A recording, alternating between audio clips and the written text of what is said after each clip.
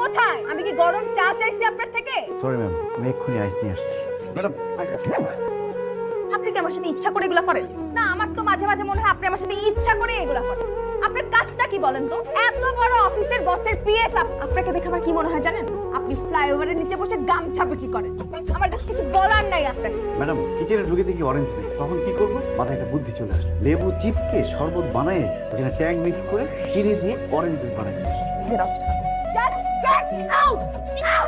হ্যাঁ জমিলা বলো। আপা আপা সর্বনাশ হয়ে গেছে আপা, খালুজান তো আর নাই আপা। কি? বাবা স্যার কি হয়েছে? ড্রাইভার সাহেব গাড়ি ঘোরান, বাসার দিকে চলেন। আরেকটা বড় সমস্যা আছে কি সমস্যা? ম্যাম। আপনার বাবা মারা যাওয়ার আগে একটা উইল করে গেছে। উইল? জি ম্যাম। উইলটা সিনেমেটিক মনে হতে পারে কিন্তু সত্য। আপনার বাবার করা উইল অনুযায়ী আপনার বাবা মারা যাওয়ার ৪৫ দিনের মধ্যে আপনাকে বিয়ে করতে হবে। আর যদি বিয়ে না করেন তাহলে তার সমুদয় সম্পদ সকল শেয়ার একটা ট্রাস্টে চলে যাবে। ঠিক আছে, টেনশনের কোনো কারণ নেই। বিয়ে মানে তো কাগজপত্রের ব্যাপার, তাই তো? আমি যে কাউকে বিয়ে করে কাগজপত্র কোর্টে সাবমিট করে দিব, তারপরে উইল শেষ হয়ে গেলে আমি ডিভোর্স দিয়ে দেবো। ম্যাম, সেখানেও একটু সমস্যা আছে, কারণ আপনার বাবার করা উইল অনুযায়ী যে ছেলের সঙ্গে আপনার বিয়ে হবে সেই ছেলে সকল শেয়ার হোল্ডারের 50% মালিক হবে। আজকালকার যুগে এইরকম ভালো ছেলে পাওয়া যায় না। তাছাড়া আনিস আপনাকে রেসপেক্ট করে, অফিসের কাজকর্ম সে অনেক ভালো বোঝে। ম্যাম, জাস্ট বিয়ের পরে কাগজপত্রগুলো আপনার হাতে আসলে তাকে বুঝিয়ে শেয়ারগুলো আবার ফেরত দিতে পারবেন। তাতে করে সাপও মরবে, লাঠিও ভাঙবে। থামেন প্লিজ, আপনি থামেন। আমার ভালোটা আমি বুঝে নিব। আপনি এখন এখান থেকে আসতে পারেন। জাফর সাহেব, কালকে আমার বাসায় আসতে হবে একটু, সাথে আনিসকে নিয়ে আসবেন। কালকে আসেন, তারপর বলবো। সব কথা ফোনে বলা ঠিক না। জাফর সাহেব, জি ম্যাম। আপনার দেওয়া পরামর্শটা আমি কালকে রাতে অনেক ভেবেচিন্তে দেখলাম। ভেবেচিন্তে আমার কাছে মনে হলো যে পরামর্শটা খারাপ না। আমি বিয়েটা করব। আপনি আনিসের সাথে কথা বলে আজকেই কাজী ডেকে বিয়ের প্রস্তুতি নেন। Okay ma'am. আর একটা কথা, আমি, আপনি আর আনিস ছাড়া অফিসের কিংবা বাইরের কোনো কাকপক্ষীও যাতে এই ব্যাপারে কিছু টের না পায়। ক্লিয়ার? Yes ma'am. বিয়ে মানে কার বিয়ে? কেন আনিস সাহেব, আপনার বিয়ে? কি আমার বিয়ে? আর আমি জানি না কার সাথে বিয়ে। কার সাথে? আমাদের ম্যাডামের সাথে আপনার। ম্যাডামের সাথে আমার বিয়ে? আমি বিয়ে করবো ম্যাডামকে? আমার কি পাগলে পাইছে? দুনিয়াতে কি মেয়ের এতই অভাব পড়ছে যে এরকম প্যান প্যান টেপ রেকর্ডারে আমি বিয়ে করব? আমাদের ম্যাম একটু রাগী, সেটা ঠিক আছে, কিন্তু আনিস সাহেব আপনি বুকে হাত দিয়ে বলেন তো, আমাদের ম্যামের চাইতে সারা দেশে এরকম সুন্দরী মেয়েকে আর একটাও আছে? আরে মিয়া, আপনি সুন্দরী একটা বউ, তার উপরে 50% শেয়ার হোল্ডারের মালিক। বিয়ের পরে তো মিয়া রাজার হালে থাকবেন, বুঝলেন? রাজার হালে থাকবো না, আমাকে বিয়ে করলে উনি আমাকে মেরেই ফেলবে। তখন 50% শেয়ার হোল্ডার দিয়ে কি আমি ঘোড়া ডিম করবো? আপনি জব্বা পরে এখানে বসে আছেন। জব্বা না আপনি না, এটা পাঞ্জাব তাড়াহুড়ার জন্য শেরানি কিনতে পারি। আর আমি এখানে বসবো না তো কোথায় বসবো?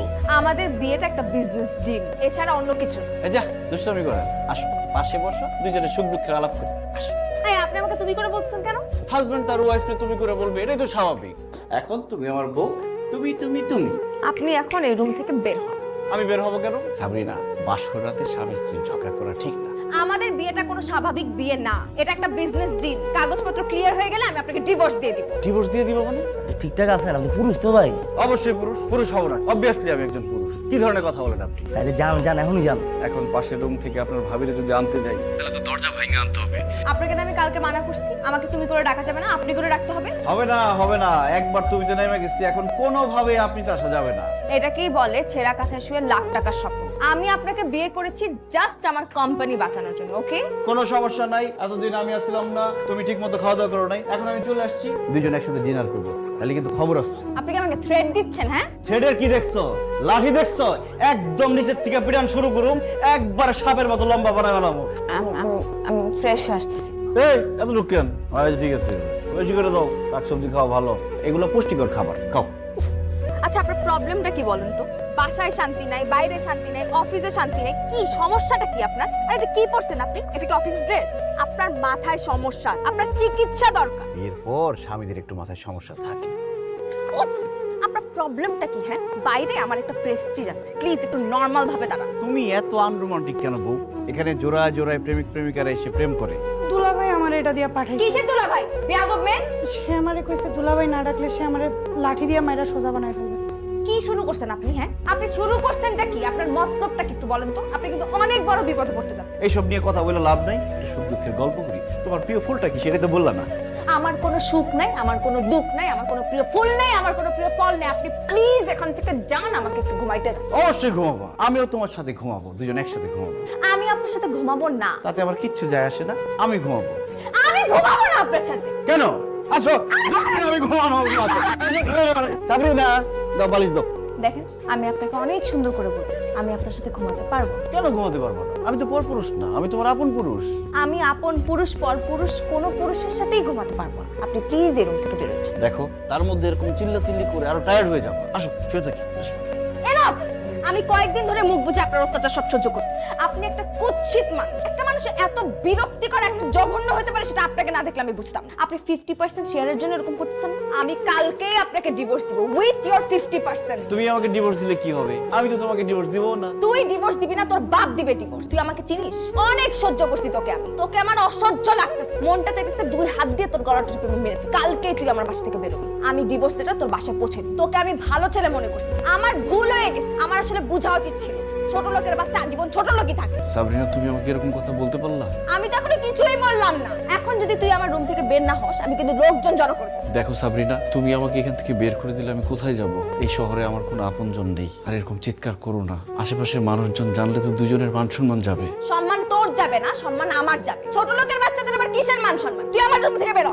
আমি জীবনেও তোকে আর আমার চোখ সামনে দেখতে চাই না। আরে আরে ভাই আপনারা দেখো আপনার ব্যাগটাগুলো ভাবিলে আমার জামা নিয়েছে ভাই। হ্যালো, আপনাকে একটা জরুরি কথা বলার জন্য ফোন দিয়েছি। বলেন। আপনাকে কালকে একবার অফিসে আসতে। আমি আর অফিসে আসবো না, আমি আর চাকরি করবো না। আপনাকে অফিস করার জন্য ডাকছি না, ডিভোর্সের কাগজপত্র আর শেয়ারের কাগজপত্র বুঝে নেওয়ার জন্য ডাকছি। আপনি সাইন করে পাঠিয়ে দিন। আর এটা 50% শেয়ারের পেপার, এটাতে সাইন করে নিন। আমার শেয়ার লাগবে না। ডিভোর্সের পেপারটা নিলাম, সাইন করে পাঠিয়ে দিব। নেবেন না মানে?